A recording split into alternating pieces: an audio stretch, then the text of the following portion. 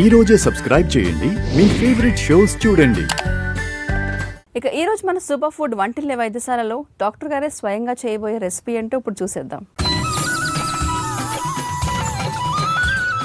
ఈరోజు మనం పన్నీర్ దోశ ఎలా తయారు చేసుకోవాలో చూడబోతున్నాం.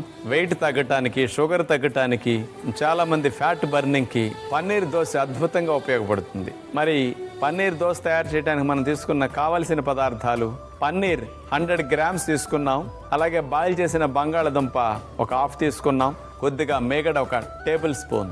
దీంట్లోకి దోశ పైన వేయటానికి ఎండుమిరపకాయ ముక్క చెక్క, ఒరిగానో కొద్దిగా, చాట్ మసాలా కొద్దిగా. పన్నీర్ దోశకి ఇవి తీసుకున్నాం. ఇంకా చట్నీకి అయితేనండి నీళ్ళల్లో నానబెట్టిన జీడిపప్పులను ఒక డజన్ తీసుకున్నాం. వేరుశెనగపప్పులు దోరగా వేపించుకున్నాం. ఆ వేరుశెనగపప్పులు కూడా ఇందులో వేసేస్తున్నాం. పచ్చిమిరపకాయ చిన్న ముక్కలు కట్ చేసుకున్నాం ఒకదాన్ని, అది కూడా వేసేసాం చట్నీకి.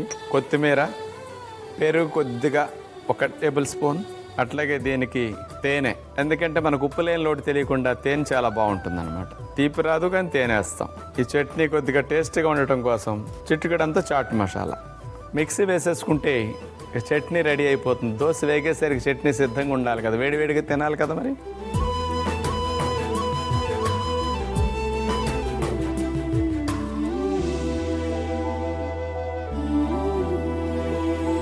పన్నీర్ దోశలోకి జీడిపప్పులు పల్లీల చట్నీ సిద్ధమైపోయింది. దీన్ని పక్కన పెట్టుకుని పన్నీర్ దోశ పోసుకోవడానికి మనం ఇండక్షన్ స్టవ్ ఆన్ చేసేసి దోశల ప్యాన్ మీద ముందుగా మేగడ రాసేసుకోవాలి. పన్నీర్ ముక్క మనం 100 గ్రాములు తీసుకున్నాం కదా, దీని దోశల ప్యాన్ మీద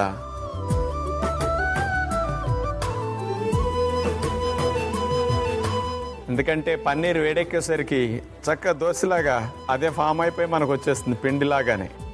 పన్నీర్ అట్లా తురవటం అయిన తర్వాత ఆలుని కూడా అట్లాగే తురిమేసేయాలి మనం. ఈ రెండింటి కాంబినేషన్తో దోశ చాలా బాగుంటుంది అనమాట. ఆలు ఎక్కువ వేయకూడదు, కొద్దిగా వేసుకుంటే టేస్ట్ కోసం బాగుంటుంది అనమాట. ఈ పన్నీర్ దోశ పైన ఎండుమిరపకాయ ముక్క చెక్క, ఒరిగానోని కూడా మనం ఇప్పుడు పన్నీర్ దోశ పైన చల్లేసేసాం. టేస్ట్ కోసం చాట్ మసాలా. తర్వాత మనం మూత పెట్టేసి మంట బాగా తక్కువలో పెట్టుకోవాలి, ఎందుకంటే మాడిపోకుండా దోశ రావాలి కాబట్టి. పన్నీర్ దోశ సిద్ధమైంది. అంచమ్మట ఒక్కసారి ఇట్లా అనుకుంటే అంటుకోకుండా అంచులు కూడా వచ్చేస్తాయి. ఎందుకంటే పన్నీర్ అంతా కూడా కొవ్వు ఉంటుంది కదా, అది కరిగేసరికి చక్కగా ఒక లేయర్ లాగా ఫామ్ అయిపోతుంది అనమాట. చూసారుగా పన్నీర్ దోశ ఎంత కలర్ఫుల్గా ఉందో.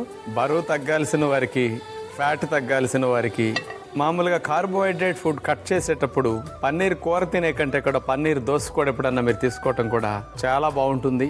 ఇప్పుడు చూస్తుంటే నోరు ఊరుతుంది, నాకే తినేయాలనిపిస్తుంది. ఎందుకంటే కమ్మటి సువాసన పన్నీర్ కాలేసరికి.